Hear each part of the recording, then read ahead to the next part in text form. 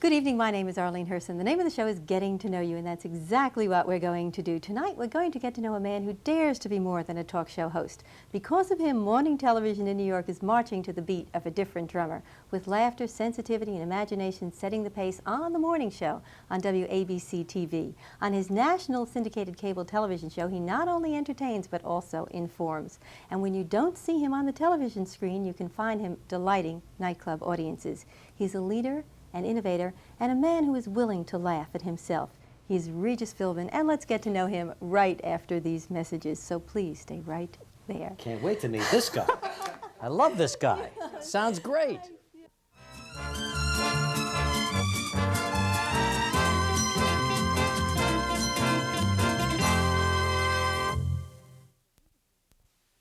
We're back. We're here at the Regency Hotel in New York with my very special guest, Regis Philbin.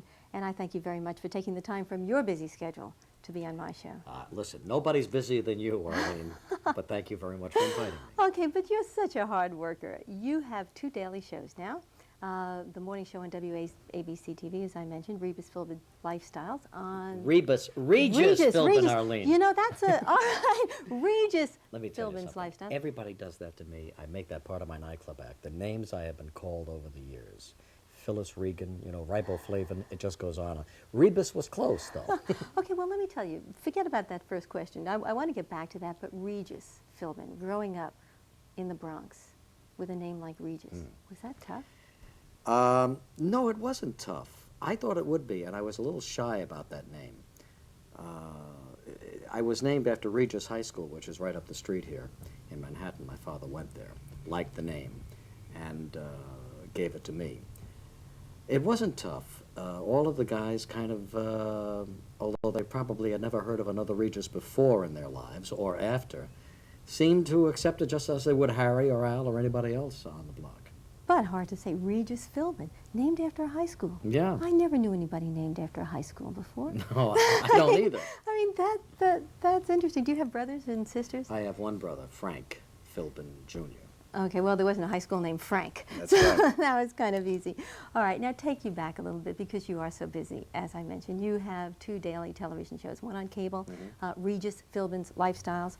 Right. The morning show, you had 3 shows at one point. Yeah. Wow. Now, you really keep Did you say wow? I said wow. Okay, I just want to make sure. But were you, Regis, growing up in the Bronx, an energetic kid? Did you have a lot of motivation and energy then? You mean to get in this business? I mean as a kid, not Yeah, in I this guess I business. had the motivation and I had a lot of energy, but I never had any feelings for this business. I never thought that I would ever muster up enough courage to ever sit in front of a television camera and talk into its lens. I really never thought it was for me. And it wasn't until I was in the service and getting out that I ran into a tough old Marine major who told me, you know, you can have anything you want in this life. You're just going to want it bad enough. And that's when I finally jumped in my car and drove up to Hollywood. I was getting out of the service in San Diego. Knocked on a lot of doors, couldn't get in to see anybody, and finally one fellow took me in and said, "What do you want?" And I said, "Anything to get started." So he said, "What do you need?" And I said, "I don't know what you mean." He said, "Look, if somebody offered me a job for $55 a week, I couldn't take it." And I said, "I could." And that impressed him, I guess. But anyway, I went to work for him as a stagehand in Hollywood, and that's how I started. Okay, and California is actually where you stayed, where you developed your career. Yeah. But you started behind the camera as a stagehand. That's right. Getting behind the camera to in front of the camera is a big step. Big step. How did that happen? And a tough step, too. Well, I was a stagehand, and then I hooked on as a writer for the sportscaster. He paid me $5 a week, and I took it. And one day he didn't show up. And there was nobody at the station to read the sports news except me. I was the only one who knew it. So I borrowed somebody's tie and got behind the desk, and I read the sports copy, and I kind of enjoyed it. And I thought, well, gee, it isn't that hard, and maybe I can do it.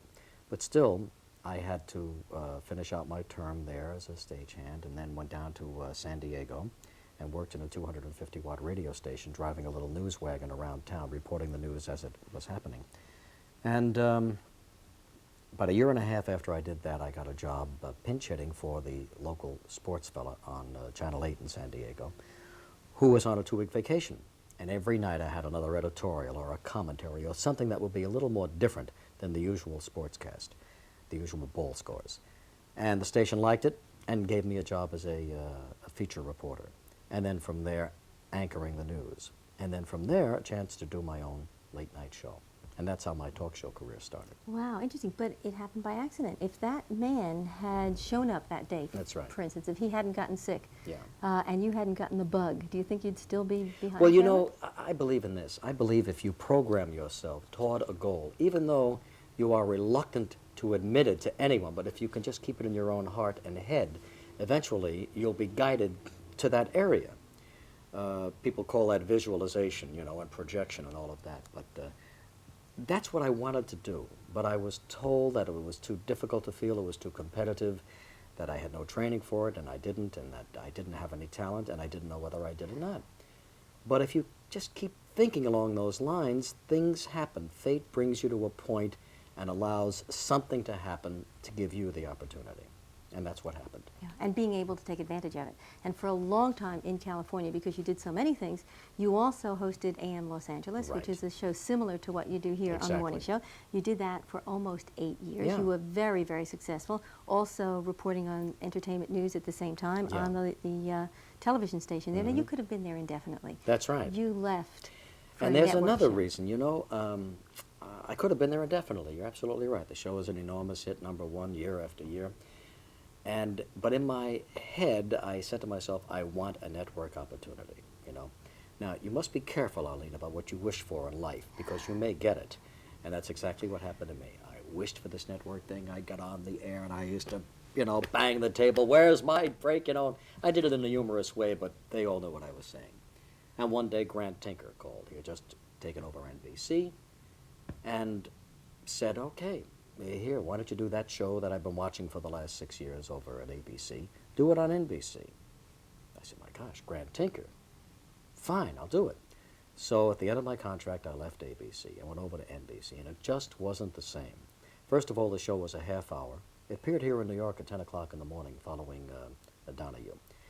And it was only on for a half hour, and it was taped the night before. And for some reason, it's not the same when it's taped the night before as it is when I do it live. So it wasn't the same show, and it went off.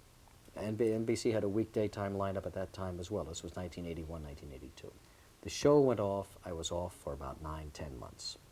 And ABC said, they were angry with me because I had left. Okay, you can come back, but you must go to New York. Well, I said, look, I've always wanted to work in New York, my hometown. I'll go back, I'll see some friends. It'll be exciting. And that's what brought me back to New York. Okay, we're glad you're back in New York, but that 8-9 month period when you weren't working, when you were unemployed, how did you handle that? What did you do? Oh, not too well. A lot of doubts, a lot of anger at myself for being so stupid, and a lot of wondering as to, you know, what happens now?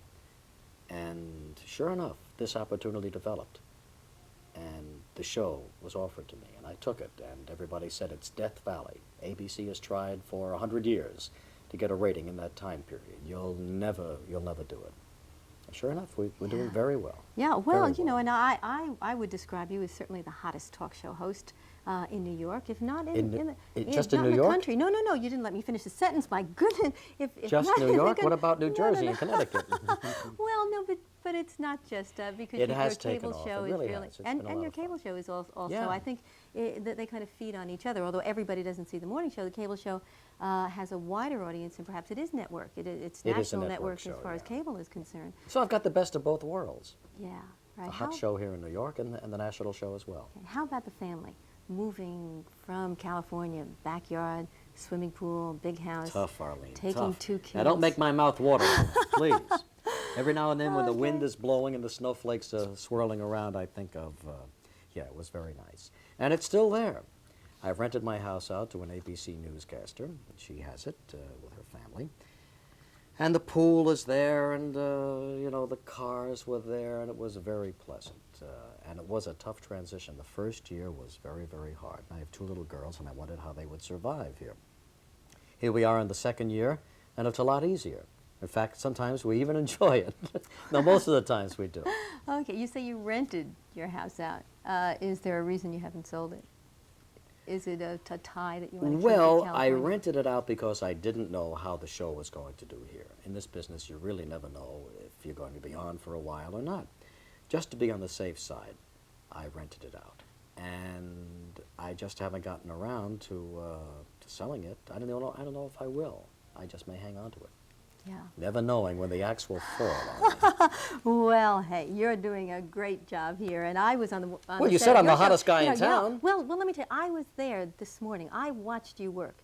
Live show, 90 minutes. Some terrific guests and some guests that were harder to interview, and you handled them all with such delicacy, with such interest, with such humor. You kept the audience going. At the same time, you kept the guest going. It was all live. And I will tell you, I thought it was terrific. I was glad to have Well, been there. thank you. You know, you're absolutely right. You're a very good observer. I do try to keep the audience with us in the studio. I think that's the key to this whole thing, is their interest. If they start talking amongst themselves or if they're bored, then it's a reflection of what you're doing, and it would depress me. So I work hard to keep them up, and sometimes I think that's one of the best parts of what we do every morning, is working with the studio audience during the 2-minute commercial break. I wish more people could see that, and I'm wondering how to incorporate that so that that becomes part of the show, not only for the people in the audience, but for the folks at home as well. Well, we're going to have to keep our audience because we have to take a commercial break right now, and then we'll come right back. Terrific. We're speaking with Regis Philbin. We're here at the Regency Hotel in New York City, and we'll be right back after these messages, so please don't go away.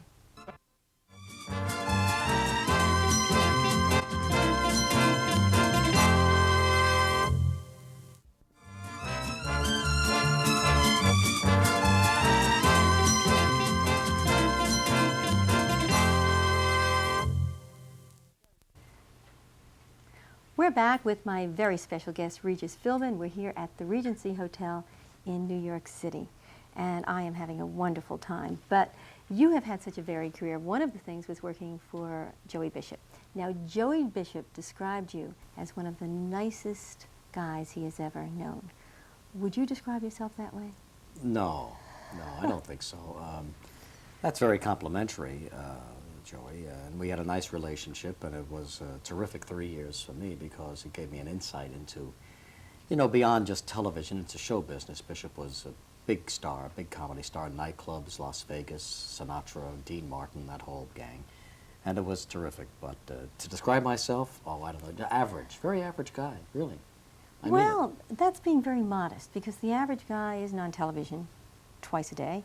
The average guy can't pull off the kind of things that you do and make people like him because in some ways, I have to tell you, when you first started on the morning show, I took a look at you and I said, is this guy for real? You weren't what I expected of a talk show host, what I had become used to.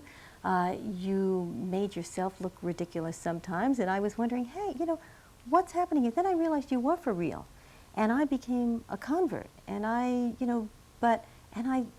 people describe you as adorable.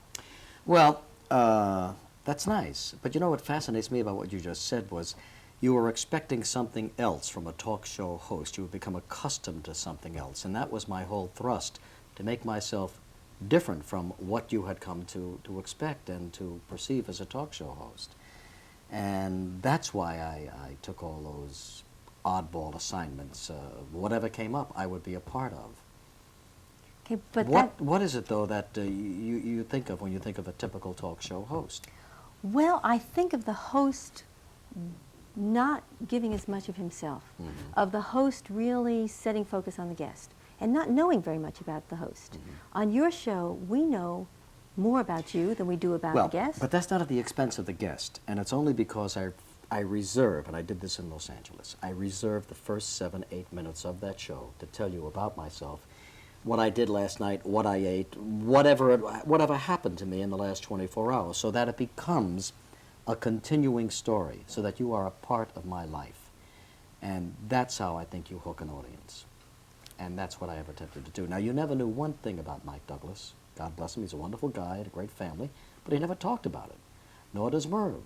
Johnny kids around about his divorces, but that's about all he'll give you. With me, I like to give more because I think if I give more, I'll get more back. And that's my little gimmick, or whatever you want to call it.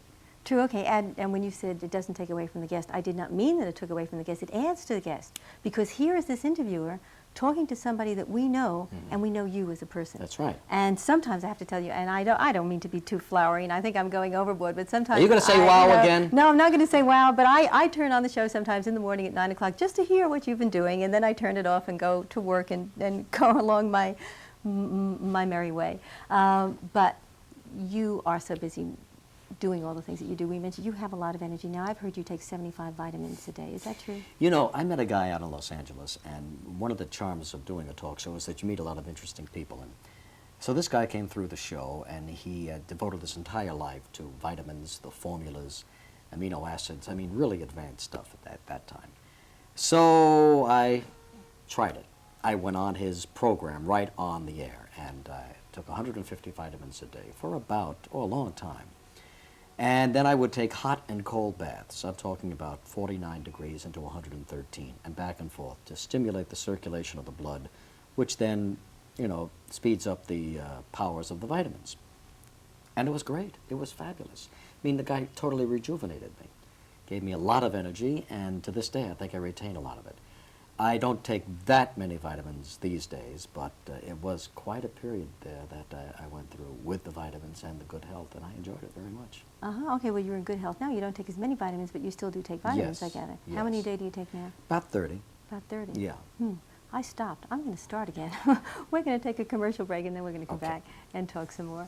Well, we're speaking with Regis Philbin. We're here at the Regency Hotel in New York City, and we'll be right back after these messages, so please stay right there.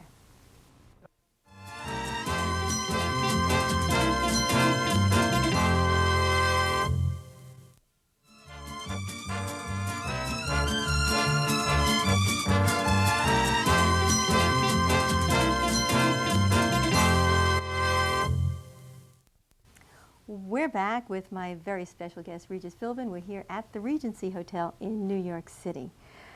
And it is terrific being with you, and being with you especially this morning as well. But a 90-minute show every single day, fresh, live. How do you keep up that momentum? How do you make it fresh? How do you get on every day? It's tough. It'd be a lot easier if it was 60 minutes. I think we're the only 90-minute show left on television.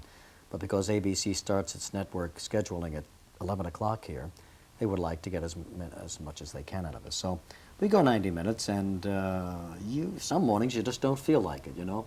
But you kind of get in the swing of it, and again, the studio audience does help you get up for the show, because you feel you've got to get them up, and they in turn get you up, and you just kind of carry each other through the 90 minutes. Has there ever been a time that you've been caught surprised, unprepared, not knowing what a guest was going to do and not be able to handle it?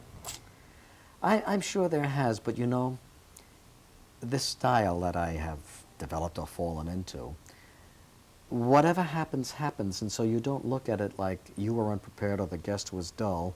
It just becomes part of the overall fabric of the show. Do you know what I'm saying? It's almost like you're glad once in a while you do have that clinker of a guest, because you have as much fun with that as you would with someone who is really on and has something to say. How about when a guest is nervous, and you know they're nervous? Is there something that you do to relax the guest? We had a guy on the other day. He was an authority on luggage, okay? And I should have known that he would be nervous. And I asked him, you know, what qualifies you to be my luggage expert? And all of a sudden, his lips started dancing. Did you ever see those lips dance? And I said, wow, this guy is, you know, he's going through hell right now, and I've got to help him get through it. And I made a little joke, and that kind of, he laughed, and that relaxes them. Yeah. I think a little humor touches everybody. See, but that's something you do too that a talk show host doesn't do, or most of the talk show hosts that we know, is that you can use the humor to loosen people up and to get over those times. Your wife, Joy, who you met, I understand, when you were both working on the Joey Bishop show. She was the production secretary there. Right. And you were Joey Bishop's announcer for 3 years, I think. But She co-hosts with you sometimes. Yes. Is it different for you when your wife is the co-host? No, I enjoy it very much. I really do. As a matter of fact, sometimes it's a lot easier because she knows of what I'm talking about, especially in the opening segment, and she can add her version of it as well. And we do have a lot of fun together. I think she's terrific. And we get an awful lot of comment on why she isn't the permanent co-host, especially now that we're looking and so on. But the station would prefer it not to be a husband and wife show. So that possibility is ruled out. No, I think she's great, and I really enjoy having her on. Yeah, and the two of you really work very well together, I must say. You, in addition to everything else you do, you're also a nightclub performer. You've recently opened for Tony Bennett in Atlantic City. You've opened for Don Rickles. You opened for Steve and Edie. You performed at the Club Benet in New Jersey. They say you put the Club Benet on the map. It's been there a long time. More people know about it since you Yeah, well, I've had a were lot there. of fun with it. Well, how did that start? It started one day in the Club Benet. I guess Joe Benet over in New Jersey was kind of a fan of the show and wondered if I could do something in his club. So my agents, William Morris, always on the ball, said, huh? Regis? And I had some songs left over from an album that I did on the Joey Bishop Show and a few stories, and I said, well, let's try it. So we sold out and it went over very well, and I've been back 6 times now in the last year, and each time has been a sellout, and it's been a lot of fun. And then came these bookings in Atlantic City, and so this whole thing has developed in the last 18 months. It's been great. Yeah, well, it's kind of, you know, and it's added a lot of dimension, as I mentioned, at Club Benet. I haven't seen you yet on stage. That's the next thing. But I've heard a lot of good things about it. But you leave yourself open. Being on a daily show, being on the stage, you leave yourself open to a lot of criticism. Why, have you heard something? No, but I mean, when you're there all What the have you time- heard, Arlene? Does Is it I bad? only- but does Are we still on the air?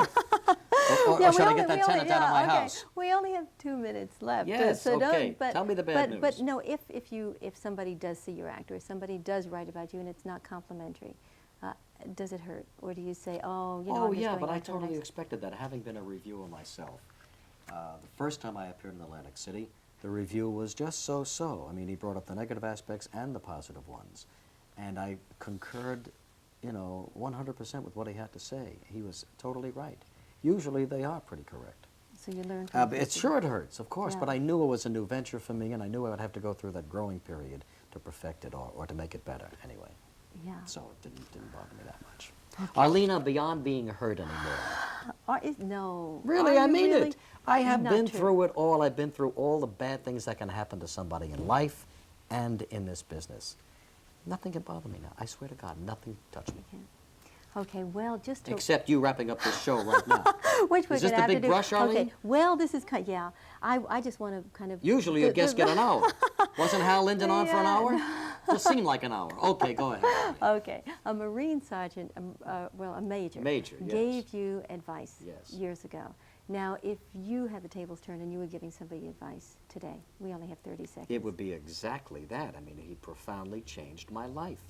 And the motto is simply this: you can have anything you want in this life, you've just got to want it bad enough and get out and work for it. And that's exactly what I did. And it can happen to you too. Well, one of the things I wanted to do was interview you, And look at us, I Arlene. did it. Here we are, I did having it. fun on the couch at the Regency. And I thank you very much My for pleasure. being Thank here. you I very really much. do. That was terrific. I hope that you have enjoyed getting to know Regis Philbin. I know that I certainly have, and that you'll join us again next week. Meantime, good night. It's been a pleasure getting to know you.